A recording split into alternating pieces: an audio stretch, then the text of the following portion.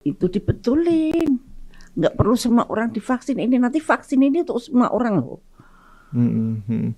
Artinya kan sebenarnya kalau untuk pengobatan TBC di Indonesia sejauh ini kan sebenarnya kita juga bisa kan, Bu? Iya, memang sebetulnya artinya bisa. Gampang, mudah, obatnya juga murah. Iya, ya semahal-mahalnya tidak akan semahal vaksin nantilah.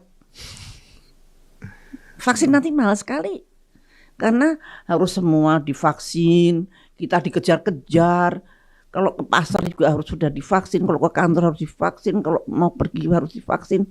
Seperti COVID kemarin, itulah yang membuat trauma masyarakat. Kehilangan kedaulatan tubuhnya sendiri. Iya. Nah, sekarang kan gini pertanyaannya, Bu. Selain pengobatan ya, Bu ya, itu kalau solusinya soal ngilangin TBC ini dengan kalau tadi kan pengobatan. Kita bisa solusinya itu gimana? Dipengaruhi obat-obatan hanya 40%. Yang 60% itu non medis. Ini kata Profesor Erlina Burhan. 40% itu medis. Bisa dipengaruhi medis. Itu bisa sampai vaksin, bisa sampai obat-obatan. Yang 60% itu gizi baik, environment baik, rumah yang cukup untuk berapa orang. Itu jadi cuma 40%. Jadi sebenarnya bisa, harusnya TBC bisa hilang. Bisa kalau mau. Kalau mau. Loh kan Pak Prabowo itu MBG itu kan program yang besar banget. Kalau untuk TB ya nggak sampai kayak MBG, kali 1/10-nya kali udah cukup. Nah ini saya masuk ke soal vaksinnya, Bu. Yang tadi karena memang tiba-tiba vaksin itu menjadi solusi. Yang sekarang rame kan, Bu. Nah, itu siapa yang ngomong? Lah iya, untuk sekarang yang opini di publik itu suatu pemikiran yang menurut saya meloncat ya. Tiba-tiba kita nomor 2 di dunia, maka kita jadi ajang uji coba vaksin. Apa hubungannya coba? Apa hubungannya coba? Itu Bill Gates kepengen membuat vaksin untuk dijual nanti ke negara-negara miskin, ke negara-negara mana yang membutuhkan. Ya tapi kenapa kok kita sodorkan uji cobanya di negara kita itu? Ya karena mungkin berdasarkan jumlah penderita TBC itu tadi, Bu, kita nomor 2. Tadinya fase 1, fase 2 di mana itu? Ini fase 1, fase 2 itu di Afrika. Ini semua negara yang ikut itu cuma negara Afrika loh. Dan negara Indonesia. Masa kita sama dengan negara-negara Afrika yang kecil-kecil itu? Ya, ini kalau informasi keterangan dari Kemenkes kan sebenarnya mereka sudah melakukan fase praklinis, Bu ya. Fase 1, fase 2, fase 3. Fase 1, 2 itu ya. Di sini. Bukan di Indonesia. Bukan yang katanya sudah kerjasama dengan universitas-universitas, Bu.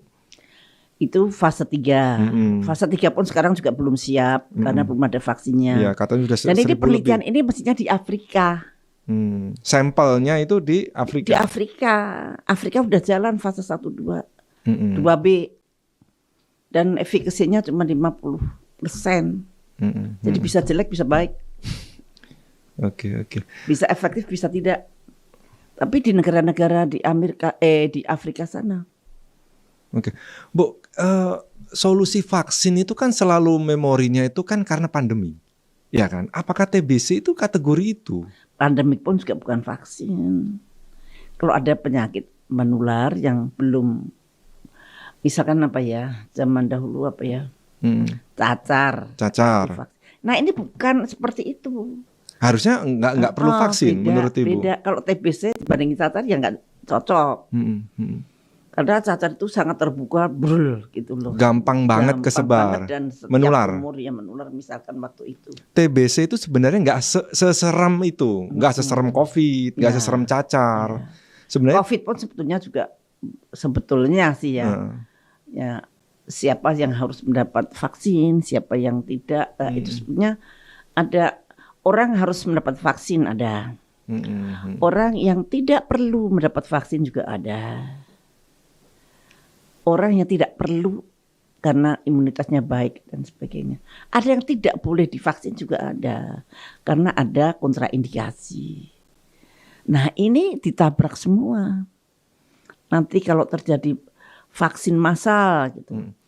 Nah, itu. Yang Ibu khawatirkan nanti ini semacam malah menjadi kewajiban ya Bu untuk vaksin. Kewajiban.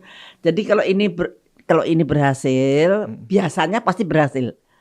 Mbok hasil lelek ya diapik-apik. Nanti karena nggak ada tim independen yang memeriksa penelitian itu.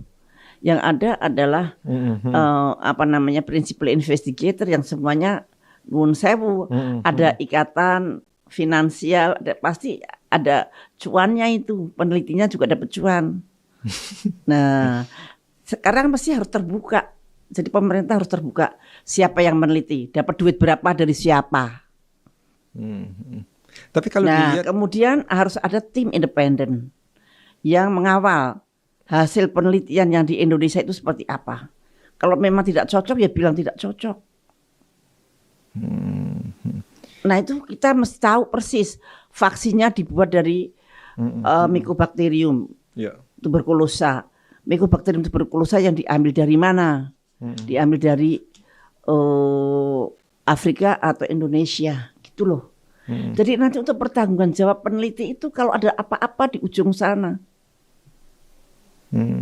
Nanti jangan-jangan ada TBC tipe Afrika di Indonesia gitu kan serem. Misalkan.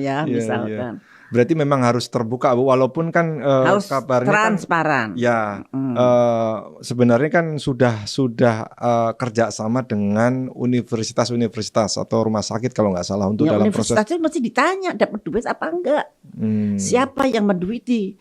Kalau itu yang menduiti adalah negara kita sendiri. Kan Pak Menkes sebenarnya Pak Menkes sendiri dengan uji klinis di Indonesia kan ada manfaatnya juga Bu untuk Indonesia. Misalkan salah satu klaimnya beliau itu tuh untuk mempelajari teknologi vaksin misalkan.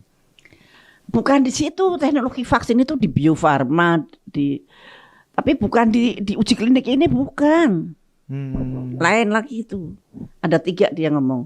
Satu lagi apa? Kalau uji klinik untuk membuat vaksin ada kursusnya sendiri, nggak usah uji klinik. Ada cara belajarnya sendiri, misalkan di Bio Farma kita tingkatkan. Ini kan Bio Farma udah bisa bikin vaksin apapun.